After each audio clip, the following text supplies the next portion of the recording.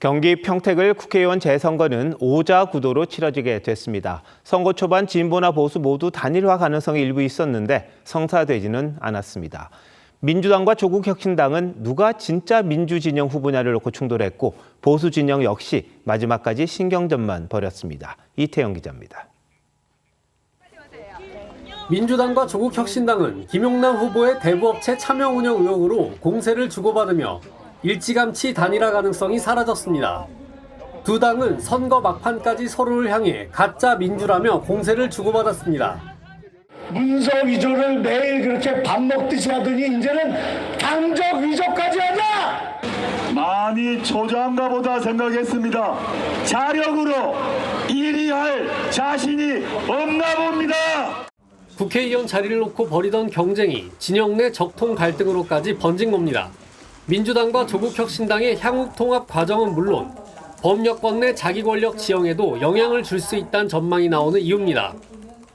국민의힘 유이동 후보는 막판까지 자유와 혁신 황교안 후보를 향해 단일화를 제안하며 보수 결집을 호소했지만 황 후보는 선거 막판 표구걸에 불과하다고 일축했습니다.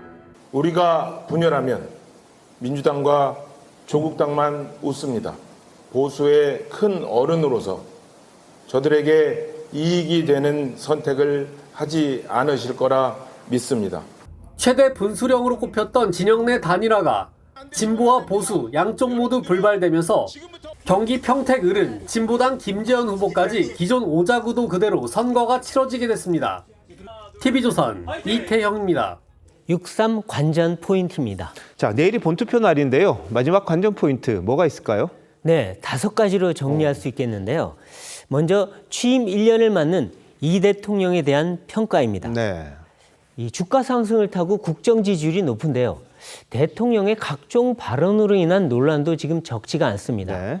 두 번째는 격전지인 서울의 2030 그리고 강남 투표율입니다. 아, 그렇군요. 네.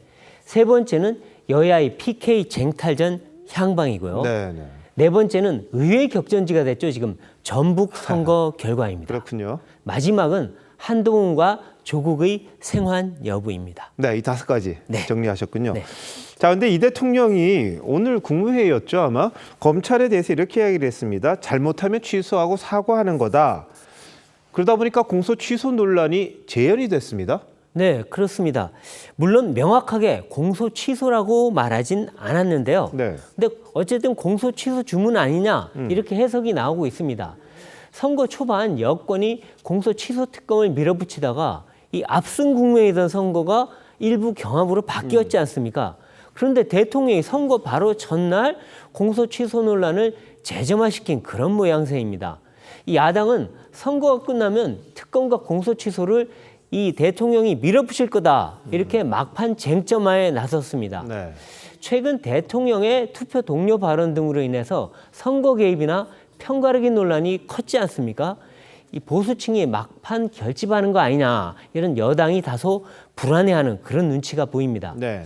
이재명 정부 평가는 지금 주가 상승하고 또 뭐 경제도 그렇게 나쁘진 않다는 얘기가 나오고 뭐 국정 안정론도 있고 해서 나쁘지 않습니다. 그런데 공소 취소, 편가르기 이런 얘기가 나오면 여론이 나빠집니다. 예. 그래서 야당은 보수층의 정권 심판 투표를 지금 기대하고 있는 것 같은데요. 근데 바로 내일이 투표일이라 그렇죠. 파급력이 얼마나 있을지 이거는 미지수입니다. 네. 자, 이제 서울이 초접전이잖아요. 근데 일부에서는 투표율이 관건이다 이런 이야기가 나옵니다. 네. 본 투표율도 높을까요? 네, 일단 사전 투표율은요. 강북이 강남보다 높은 걸로 나왔습니다. 네. 여권 지지층이 투표를 더 많이 한 것 같다 이런 분석이긴 한데요. 변수는 역시 강남의 본 투표율입니다. 2010년에도 오세훈 후보가 강남 몰표로 어렵게 승리를 거뒀었죠. 네. 이번에도 강남의 보수층의 투표가 관건이라는 얘기가 나옵니다. 또 이번 사전투표에 2030이 적지 않게 참여했다 이런 얘기도 나오는데요. 본투표에도 그렇게 이어질지는 역시 미지수입니다. 과거에는 2030이 투표하면 민주당이 유리하다고 했습니다. 그렇죠. 하지만 지금 바뀌었죠. 청년 보수화 추세 때문에 국힘에 더 유리하다 이런 평가도 있습니다. 국민의힘은 지금 2030이 투표에 대거 나서준다면 역전이 가능하다 이렇게 주장하고 있습니다. 네. 자, 근데 부산, 경남 그리고 전북의 선거 결과도 중요하다 이런 이야기가 나옵니다. 네, 그렇습니다. 이 서울과 함께 PK, 전북이 선거 승패의 가늠자로 떠올랐습니다. 향후 여야의 당권 구도에도 영향이 클 거라는 전망인데요. 일단 부산은 민주당 전재수 후보가 그동안 오차범위 안팎에서 앞서는 조사가 많았습니다. 하지만 국민의힘은 박형준 후보가 막판 추격에 성공했다 이렇게 얘기를 하고 있습니다. 경남은 그야말로 초박빙이라는 얘기가 여야 모두에서 나오고요. 네. 울산에서는 범여권 단일화가 막판에 이루어졌는데 그 여파가 주목이 됩니다.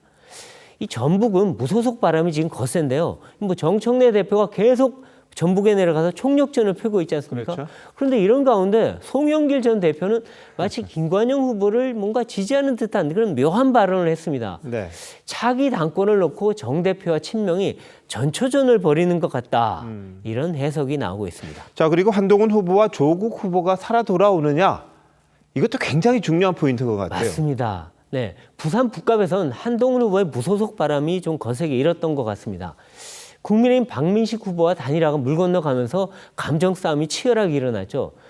일각에선 한동훈 대 장동혁 싸움이다 이런 얘기까지 했는데요. 민주당은 하정우 후보가 한동훈 바람을 눌렀다 이렇게 주장합니다. 예. 한 후보가 만일 당선이 된다면 야권 역학구도에 큰 변수가 될 것 같다는 얘기가 나옵니다. 평택을에선 조국 후보와 민주당 김용남, 국민의힘 유이동 후보 간 3파전이 아주 치열합니다. 오차범위 접전이라서 까봐야 할 것 같다 이런 얘기가 뭐 세 측 다 공이 나오는데요. 네. 만일 조 후보가 된다면 범여권 세 판짜기의 신호탄이 될 것 같다 이런 얘기입니다. 예. 선거는 결과를 봐야 되니까 아직까지 어떻게 될지 잘 모르는 그렇죠. 거죠. 오늘 끝까지 봐야죠. 밤중 사이에도 표심은 바뀔 수 있는 겁니다. 알겠습니다. 베이디터 잘 들었습니다.